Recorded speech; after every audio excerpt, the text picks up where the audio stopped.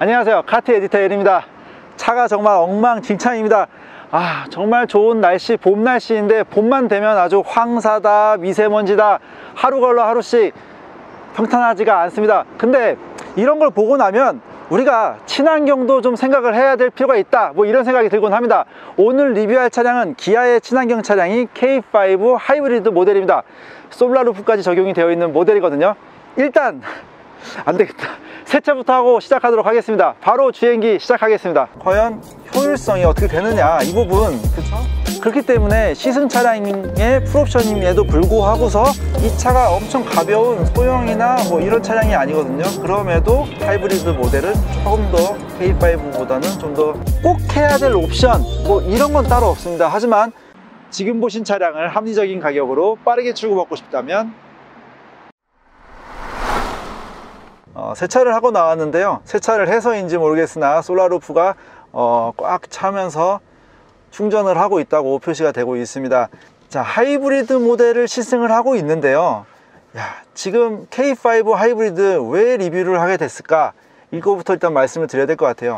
저희가 이전에 전기차 해서 계속 시승을 하고 각 브랜드들이 경쟁하듯이 수많은 전기차들을 막 내놓고 있거든요. 근데 그 변화와 다르게 우리 주변을 이렇게 바라보면 내 주변의 변화는 그렇게 크지 않아요. 충전소가 막 늘거나 우리 아파트에 충전 단자가 더 늘었거나 고속 충전소라고 해서 강동이 하나 있고, 그러니까 변화가 크지 않습니다, 주변을 보니까. 그래서 저희가 저번에 가성비캅 하이브리드는 어떤 모델일까 해서 니로 하이브리드를 이제 리뷰를 했었는데, 그때 진짜 반응이 좋았어요. 그리고 많은 분들이 호응을 해주셨고요. 오늘도 그런 의미에서 연장선에서 K5 하이브리드 모델을 리뷰하려고 합니다. 친환경 차량 중에 선택할 수 있는 건 전기차, 그 다음에 하이브리드, 그리고 충전 용량이 좀 더 큰 PHEV 모델, 이렇게 세 가지로 볼 수가 있을 것 같은데요. 우리가 친환경 차량을 선택하는 이유, 가장 대표적인 건 역시 환경을 걱정해서겠죠. 환경을 걱정해서겠죠. 네? 아니라고요? 두 번째가 효율성입니다. 연비 부분, 과연 효율성이 어떻게 되느냐, 이 부분, 그쵸? 그렇게 해놓고 이제 가격을, 주판을 두드리기 시작을 합니다. 예를 들어서 전기차 중에 선택할 수 있는 거, EV6 같은 거 앞으로 출시할 차량들이죠. 이 GMP 플랫폼으로 이제 만들어지게 되는데, 그런 차량들, 그 다음에 이렇게 휘발유, 내연기관과 함께 섞어 쓰는 하이브리드, 과연 계산을 해보면, 주판을 두들겨 보면 어떤 값이 나올까 해서 일단 결론부터 말씀드리자면은, 연 2만 킬로를 주행하는 일반적인 소비자의 경우에 전기차와 하이브리드 간의 어떤 가격, 효율성이 일치하는 구간이 약 10년이 넘어야 한다고 합니다. 그러니까 12, 13년. 물론 이제 옵션이나 이런 거에 따라 좀 다르겠지만, 내가 이 차를 12, 14년 동안 계속 몰고 다니는데 그 키로수가 2만일 때, 내가 하이브리드가 아니고 전기차를 선택하길 잘했구나 라고 생각할 수 있다는 거죠.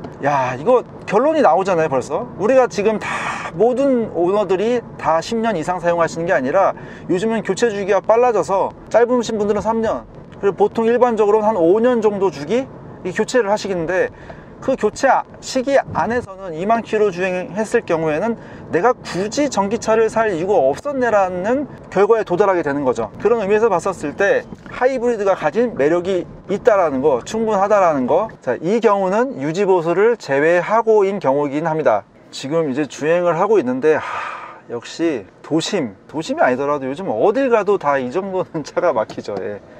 아니나 다를까 지금도 세차하고 나간다고 지금 차 막히는 도로를 지금 지나가고 있는데, 근데 심심하지 않아요. 하이브리드 흐름도를 계속 보면서 이제 운전을 하고 있는데, 제가 엑셀을 살짝 하면은 지금 이제 엔진이 켜졌네요. 켜진 상태에서 살짝 일부러 속도를 올립니다. 올리는 상태에서 이 50km 정도에 도달했었을 때 살짝 브레이크를 한번 밟아 주고요. 그 다음에 엑셀을 살살 하면은 EV 모드로 가죠. 물론 이건 제가 좋아하는 운전은 아니에요. 스트레스 받아. 하지만 오늘 리뷰를 위해서 이렇게 시승을 하고 있는데 심심하지 않다. 그리고 브레이크를 살살, 최대한 멀리서부터 브레이크를 밟으면서 회생 제동하는 시간을 길게 그러면 또 이제 충전을 하는 거죠. 저희가 지금 에어컨까지 켜고 있는 상황에서 계속 3칸 4칸을 유지를 하고 있는 걸 보실 수가 있습니다. 이제 정지를 한 상태에서는 사실 충전될 게 없는데 솔라루프가 계속 충전을 하고 있어요. 물론 결론부터 말씀드리자면 이 솔라루프 여러분들은 선택하지 마세요. 현재 이 차량은 기아차에서 받은 시승 차량이니까 풀옵션으로 되어 있다 보니까 이 솔라루프가 있는 거고요. 여러분들은 솔라루프를 선택할 이유가 없습니다. 예, 효율성이 그만큼 안 돼요. 계속 주행을 이어나가고 있는데 제가 좋아하는 최적의 조합은 PHEV예요. 그냥 전기 모드면 전기 모드로만 할 수 있고 내연기관이 필요할 때는 내연기관이 하는, 그게 또 지속이 되는 그런 차를 굉장히 좋아를 하는데, 이렇게 하이브리드 모델은 사실 그렇지 않죠.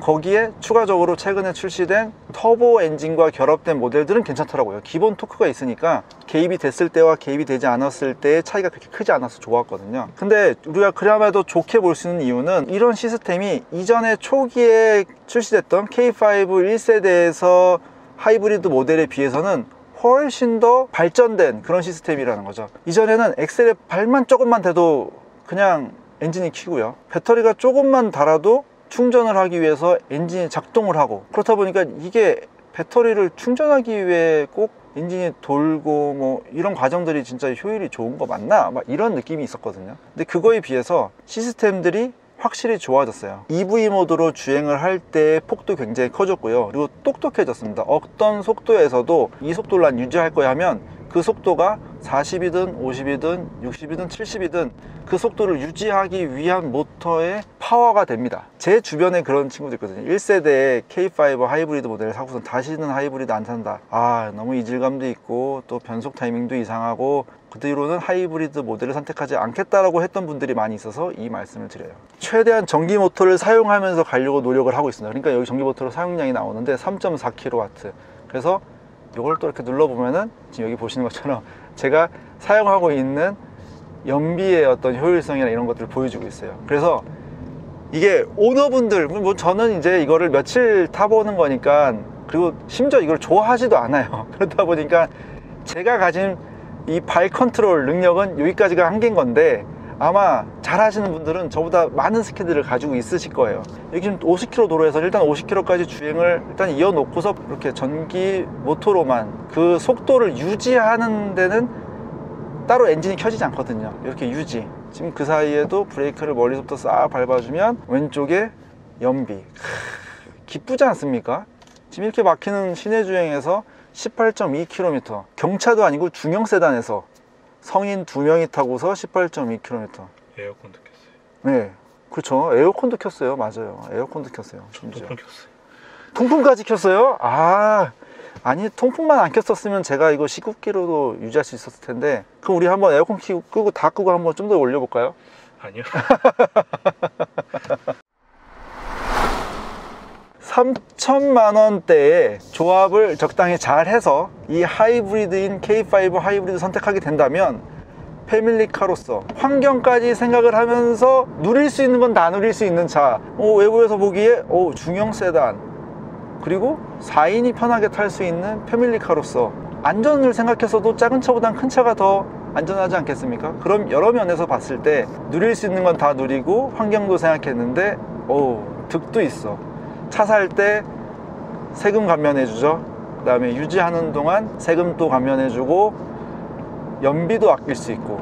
제가 좀 이제 한가로운 좀 도로를 나왔는데 이제 여기서 이제 스포츠 모드로 바꿔보도록 하겠습니다. 엑셀에 힘을 주면, 자 지금 보시는 것처럼 엔진과 모터가 함께 작동을 하면 속도를 이끌어냅니다. 꽤 잘 달려요. 꽤 1.6 터보보다 조금 모자란 느낌? 하지만 그냥 일반 뭐 한 2400cc나 500cc 되는 그런 NA 엔진의 그런 용량에 비하면은 훨씬 더 발증 능력이 좋다고 생각됩니다. 왜냐면 기본적으로 일단 스타트를 할 때 모터가 최대 토크를 발휘하면서 속도를 밀어주잖아요. 그러니까 이 차가 엄청 가벼운 소형이나 뭐 이런 차량이 아니거든요. 그럼에도 쉽게 밀어준다라는 거. 자, 여기 선회를 이렇게 하고 있는데, 그 같은 중형차 중에 비교를 한다면 그래도 이 어떤 무게 밸런스라든지 아니면 그 좀 더 하드한 소나타는 조금 더 부드럽고 K5는 좀 더 하드하다 이렇게 볼 수 있거든요. 속도를 한번 올려보겠습니다.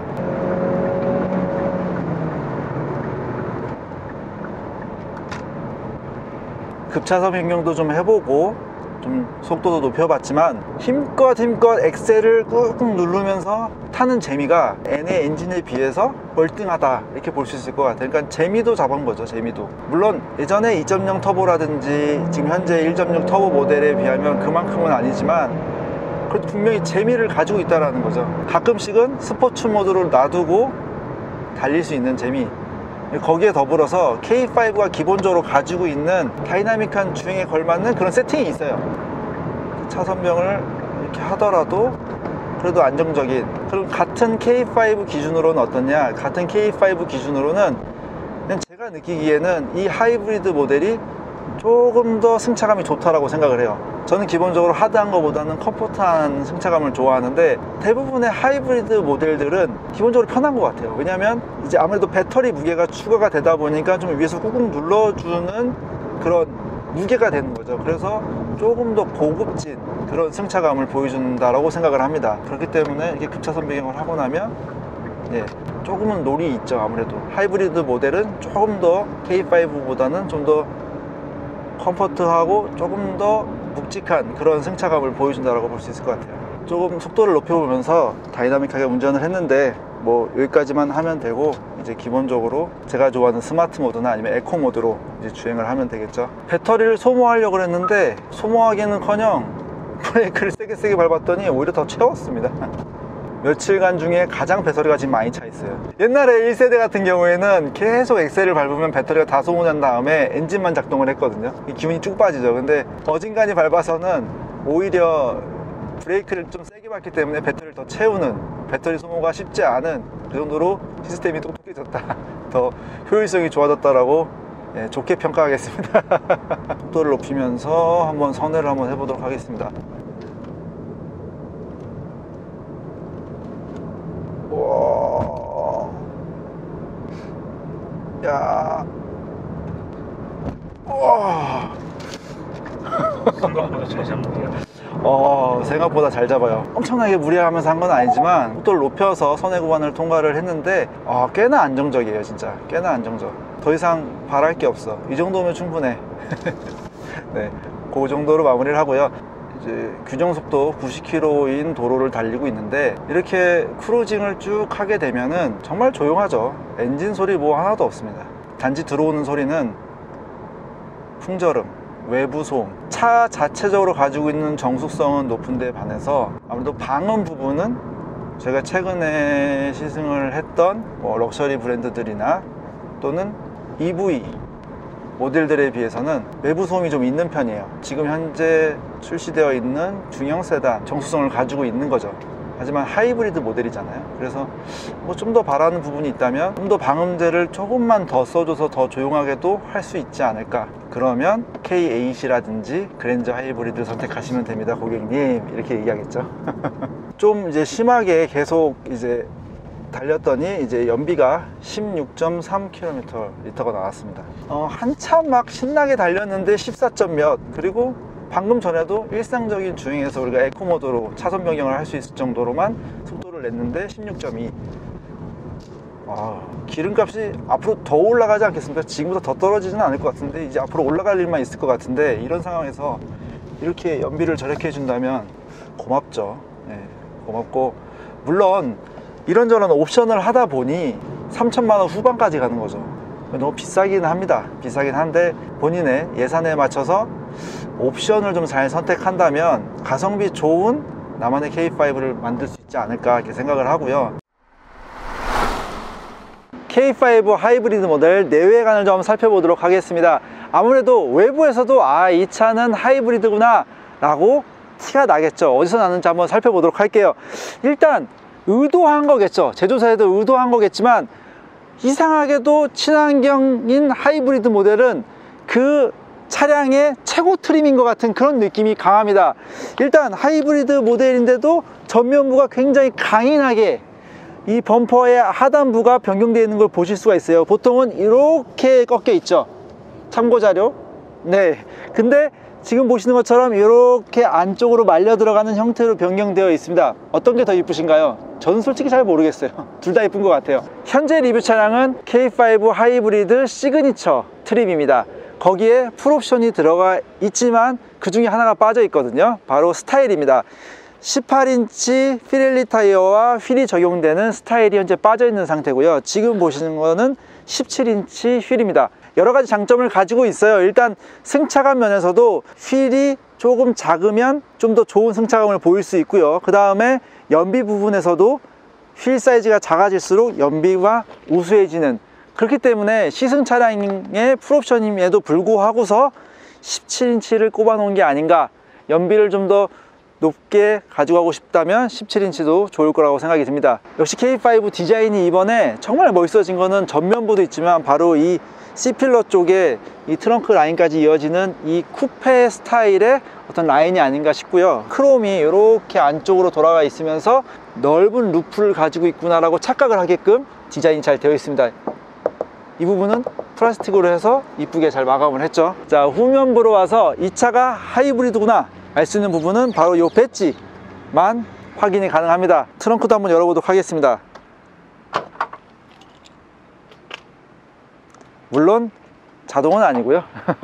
오픈되는 것만 이렇게 압력으로 자동으로 열리는데 널찍한 어떤 트렁크 공간을 가지고 있고요. 그 루프 라인이 빠진 거에 비해서는 꽤 이쁘게, 이 커팅 라인이나 이런 부분이 꽤 이쁘게 열리는데, 단점 아닌 단점이라 본다면은 입구가 좁다라는 거. 요거는 이제 본인이 이제 아이를 키우시거나 해서 뭐 유모차 사이즈나 이런 것들, 아니면 본인이 보통 싣고 다녀야 되는 어떤 박스의 사이즈가 여기에 들어갈 수 있는지만 한번 체크해 보시면 될 것 같고요. 안쪽으로는 굉장히 널찍하게 잘 되어 있습니다. 하이브리드라고 해서 뭐 어느 공간이 손실되거나 이런 부분 없이 잘 트렁크 공간을 유지하고 있다는 것을 확인하실 수가 있습니다. 네, 2열에 탑승을 해봤습니다. 현재 차량 같은 경우에는 새들 브라운 옵션이 선택되어 있는데요. 화사하니 실내도 넓어 보이고 좋은 것 같습니다. 자, 183인 제 키를 기준으로 봐주시면 좋을 것 같고요. 힙을 붙이고 다리를 뻗으면 이 허벅지 부분을 지지해 주거나 이런 부분은 꽤 널찍하게 잘 되어 있는 것 같아요. 저 같은 경우는 살짝 떠 있는 거 보실 수 있고요. 앉게 된다면 이렇게 앉겠죠. 예, 지지 부분 꽤 널찍하게 잘 되어 있다고 보시면 되고요. 등을 붙이고 허리를 피면은 네, 목을 못 핍니다. 그래서 뒷좌석은 최대 178, 180 이하가 편하게 탑승할 수 있는 높이를 가지고 있다, 이렇게 보시면 될 것 같아요. 자, 옵션으로 편의 사양을 선택할 수 있게 되는데요. 이렇게 썬커튼, 그리고 뭐 후쪽에 이런 식으로 USB 이렇게 제공이 되고요. 열선 시트 제공되어 있는 걸 보실 수가 있습니다. 제가 하나 드리고 싶은 말은 바로 이 윗부분인데요. 지금 보시는 차량은 솔라루프가 적용되어 있기 때문에 이렇게 마감이 되어 있지만, 아까 제가 초반에도 말씀드렸다시피 솔라루프를 선택하지 마시고요. 차라리 그 정도의 여윳돈이 있으시다면 파노라마 썬루프를 적용하시는 게 더 나을 거라고 생각이 됩니다. 자, 1열에 탑승을 했습니다. 시동까지 켜고서 한번 살펴보도록 하겠습니다.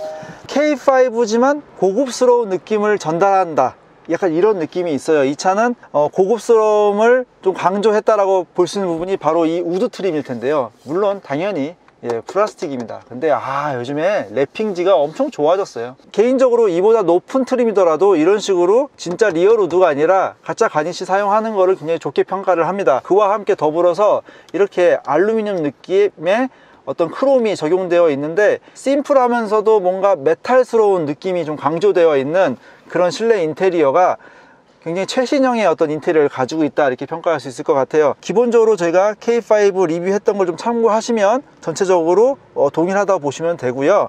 하이브리드 모델이라고 한다면 차이나는 부분은 바로 이렇게 인터페이스에서 하이브리드 흐름도를 따로 볼 수 있다는 것만 차이점으로 보실 수가 있을 것 같아요.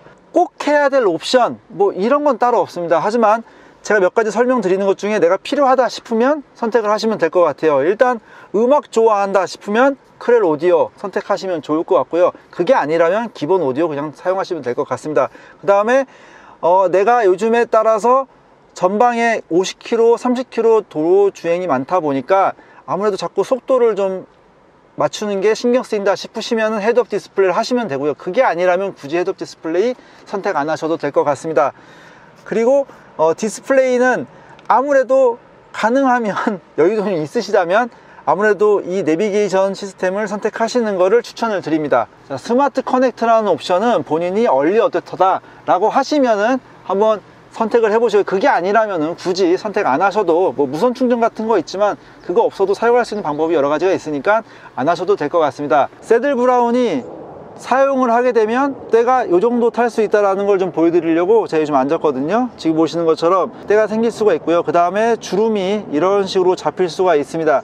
이게 방지를 하고 싶으시다면 별도로 이제 뭐 관리를 하시면 되겠고요. 이게 사용하다 보면은 1년도 안 됐을 때 이런 문제가 생길 수 있겠다 생각하시면은 검은색으로 하시는 것도 괜찮은 방법이라고 생각됩니다. 심장인 엔진룸을 열어봤는데요. 바로 스마트 스트림 G 엔진이 적용되어 있습니다. 지금 저희가 리뷰하면서 계속 봤지만 시스템이 이전보다 확실히 좀 똑똑해졌고요. 연비 효율성이 굉장히 좋아졌습니다. 혹시 지금까지 보신 영상이 도움이 되셨다면 구독과 좋아요 부탁드리고요. 저희 다음 영상도 기대해 주시기를 부탁드리겠습니다. 감사합니다.